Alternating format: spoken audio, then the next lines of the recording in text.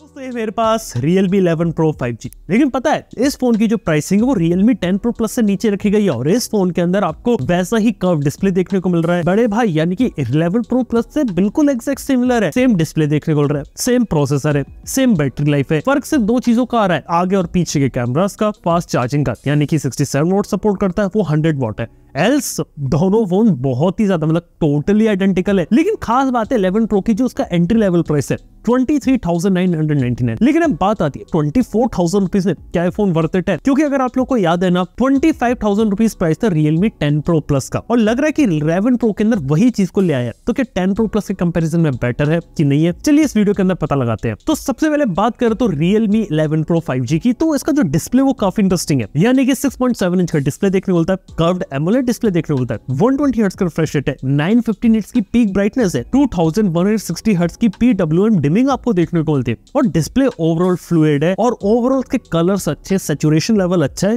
Content consumption में मजा आएगा, HDR को सपोर्ट करता है, काफी सारी चीजें अच्छी है। अब एक बात बताता हूँ आपको इसके अंदर, पहली चीज अगर आप इसके सेटिंग्स में जाकर इसका रिफ्रेश रेट हाई कर देंगे, क्योंकि वहां पे हमेशा 120 हर्ट्ज का यूज करेगा। इसके साथ अगली चीज है कि यहाँ पे एमोलेड स्क्रीन है, तो यहाँ पे अंडर डिस्प्ले फिंगरप्रिंट्स के अंदर भी उन्होंने डाला है। इसके साथ ही बात किया तो कंटेंट कंजम्पशन के लिए आपको स्टीरियो स्पीकर्स की जो क्वालिटी है ना वो भी यहाँ पे आपको काफी सही देखने को मिलती है। तो यार ये सारी चीजें काफी इसके साथ अच्छी है, लेकिन एक जगह दिक्कत आती है, वो आती है कि जब भी मैं इसके अंदर 4K 60 FPS HDR का वीडियो प्लेबैक करता हूँ तो यार स्मूथली प्ले होता नहीं है, माइनर फ्रेम ड्रॉप्स आपको देखने को मिलता है, कई बार लैग देखने को मिलता है। ये एक चीज है जो हमने नोटिस करी। अब इसके पीछे का रीजन पता क्या है? वो है इसके अंदर आपको दिया जाने वाला प्रोसेसर जो कि है Dimensity 7050। अब नाम से तो 7050 एक नया प्रोसेसर लगता है, लेकिन एक्जैक्टली में जो प्रोसेसर है Dimensity 1080 को रीब्रांड किया इन्होंने, यानी कि इसकी परफॉर्मेंस बिल्कुल वैसी ही देखने को मिलेगी जैसी आपने Realme 10 Pro Plus में देखी थी। अब मैं नहीं बोलूंगा कि गलत काम कर रहा है, क्योंकि प्राइस पॉइंट पहले से कम कर दिया। इस प्राइस पॉइंट के हिसाब से अगर आपको एक अच्छी परफॉर्मेंस चाहिए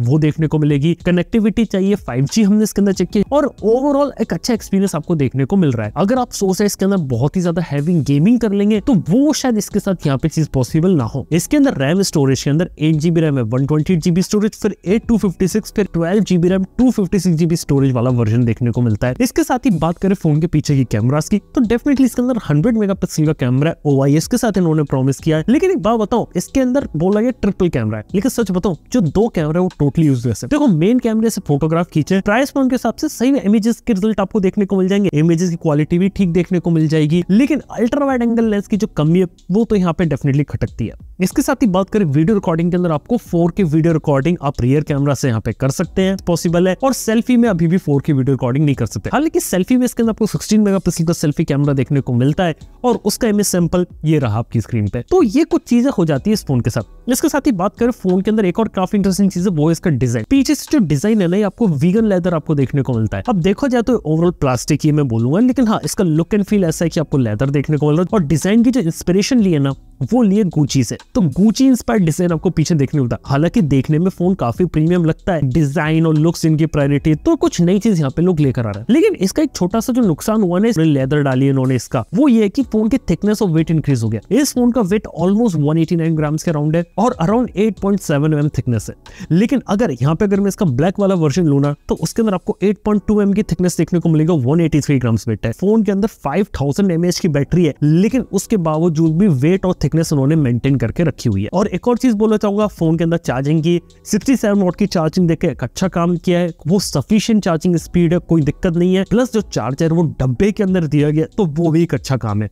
बस एक हेडफोन जैक और दे देते तो क्या बात जाती। चलो फोन के अंदर 5G प्रोसेसर अच्छा चल रहा है, कैमरास भी ठीक मिल गए, तो सारी चीजें अच्छी है, कुछ खराब नहीं है फोन के अंदर। वेल खराब चीजें भी है। और यहाँ पे बात करो उसके UI की, यहाँ पे आपको Realme UI 4.0 देखने को मिल रहा है, Android 13 के साथ है।